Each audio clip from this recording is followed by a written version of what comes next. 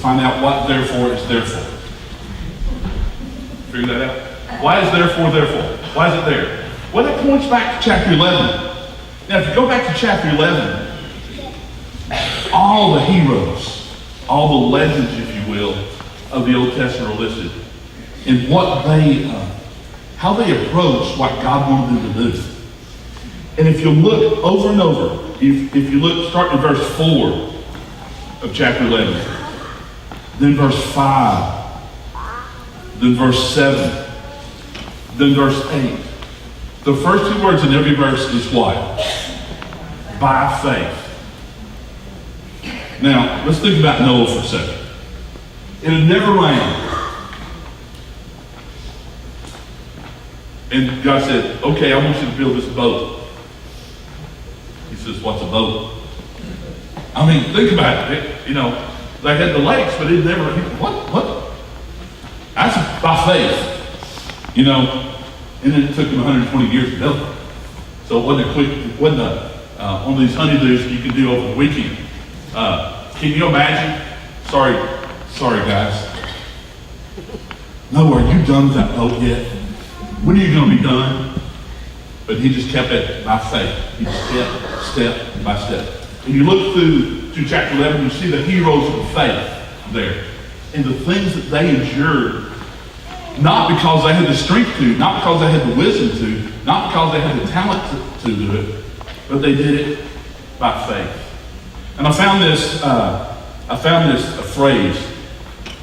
It says, faith always has been a mark of God's servants. From the beginning of the world, they have done things by faith. And I'd like to skip down, if you will, to verse 30 in chapter 11. There's lots of folks that we could focus on. But for our musical, one of the stories that we focused on was the story of Joshua and Jericho. Now, Joshua was in the really bad spot. He had to follow Moses. Imagine following Moses. You know, I remember I was raised in the Dallas area, and I remember when Dr. Criswell retired. W.A. Criswell. He could be the guy that follows him. But God, led the person. But I'd hate to know that I had to follow Moses. All that Moses did, and here it is. Of course, Joshua was one of the two guys that did what Moses asked him and came back with a report and said, let's go. But since the other spies, they said, no, we can't do this. So they wandered around for 40 years. So Joshua was part of all that. And he saw all that heartache. And then Moses handed the leadership over to him. And think about it. Joshua's thinking, man, all those things that Moses did, there's no way I can do that. I'm not nearly as good as Moses. But look at what verse 30 says. By faith, the walls of Jericho fell down after they had been encircled for 7 days. Now, I was never in the military, okay? The closest relative I have that was in the military was my brother-in-law. And he was a Green Beret and jumped out of planes in Vietnam. So I've heard all the stories. But those of you that have been in the military, picture for a second, if you will, that whoever is in charge of your platoon or whatever says, okay, we're going to go over here, and without talking, we're just going to walk around here for 6 days.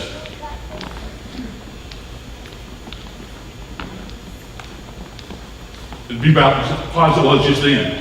They're going, what? But we got to understand God's ways versus man's ways. Very different. I was doing a little bit trying to figure out exactly what Jericho was like. The walls there, where they say is at least 11 feet high. Okay? Michael Jordan, somebody could maybe touch the top of it, but that's about it. Then not only were they 11, but they were 14 feet wide. Okay? That's pretty wide. And the only way that people could do this and take a city that's fortified like that is it took them, they would either starve the people, block it where they couldn't get food. That'd take a long time. Or they built these ramps out of dirt, and eventually they built a mountain to climb over the walls. And God said, no. I think God said, I ain't got time for that. Okay? I got a different plan. So if you know the story, they walked around the walls silently. Now the nation of Israel didn't do a lot of things really good. And some of the stories I read, they weren't really good at being quiet, because they kind of did their own thing. They did this 6 times, nothing happened. Can you imagine being, now the people that were with Joshua, none of them were the people that were with Moses. They were the ancestors, because everybody had died off. And they heard all these stories, and they're going, surely he's got a better plan than this. This leader that we got now, he said, we're just going to walk around. They were tired. Then the last time, he said, okay, we're going to go around 7 times a day. Really? Yes. But on the 7th time, you get to do something. And I can think all the warriors are, all right, I'm ready. He says, all I want you to do is shout. I'm sure the kids start, all right, I get to make noise now. But instantly, once again, God's way versus man's way, God gave them the city of Jericho in an instant. Why were they able to overcome the insurmountable walls? Obedience. And God did something only he could do.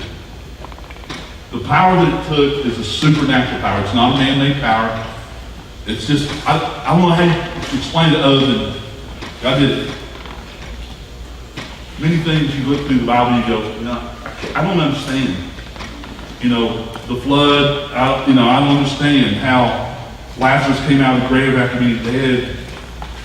God just did it. And sometimes, really, that's the answer we got to say.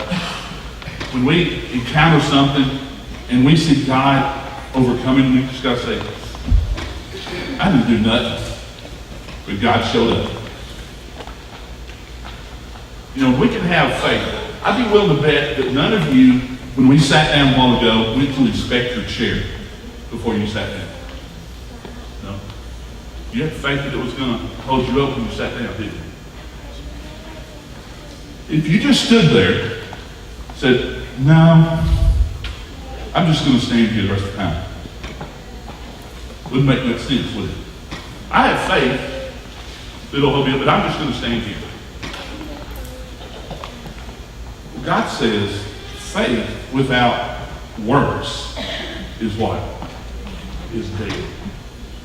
If you say, I trust God, but you don't let him have whatever you trust him with, I don't know what that faith looks like.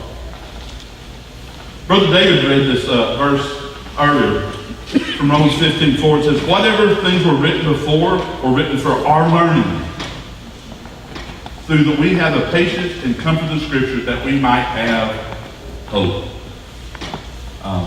As the Israelites were walking around Jericho, I can only imagine what they were thinking. There is no way. Joshua, you are barked at the wrong tree. There is no way we're going to be able to do this. But once again, God did amazing things. And he wants to do amazing things through us. And I'm going to go ahead and ask the kids if they'll kind of go back where they need to be to get ready to present this musical that we're going to present this morning. But the key is obedience. When God gives us a command, we don't need to ask my favorite question growing up, why? Those of you that have been parents of teenagers, you know the answer, right? Because I said so. Okay? I think God quietly says that, but he gives us the opportunity to mess up. But he wants us to be obedient to all the commands he's laid out in front of us. And if he does, and if we do, just like some of the stories you're going to hear in the musical, God comes through in a big way. But he desires for us to get on his side, to get on his plan, to follow his rules, his commands, those types of things. So as we present kind of a fun way to think about some of the legends of the Old Testament, don't get lost in the activities and everything that the kids are going to do. But remember, God's calling you to do something that maybe only you can do. But join us as we present the legends of Camp Garner Creek.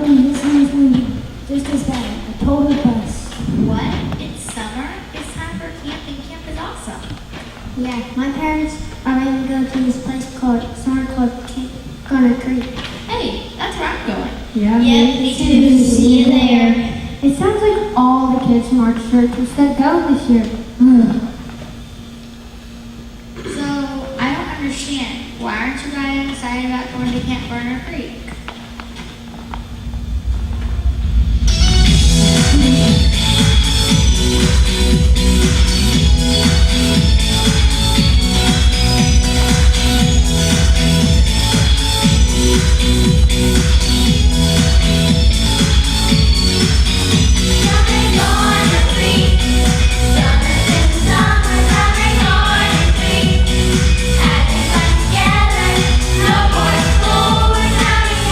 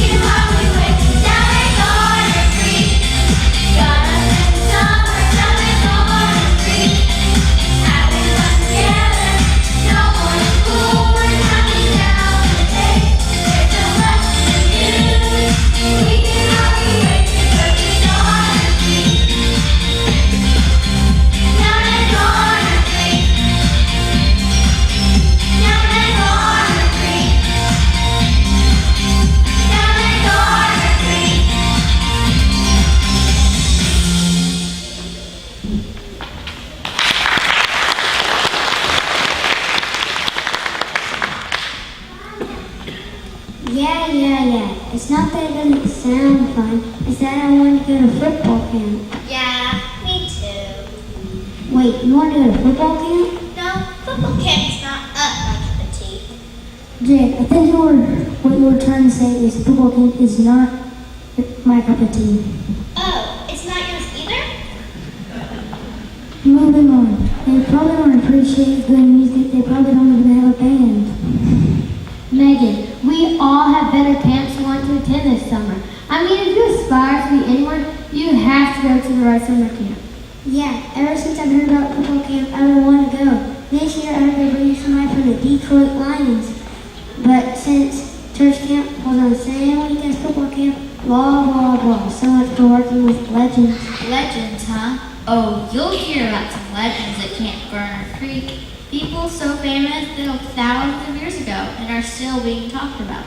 Blake, I know you like the Detroit Lions. Imagine the guy who coached real Lions. Now he is a legend.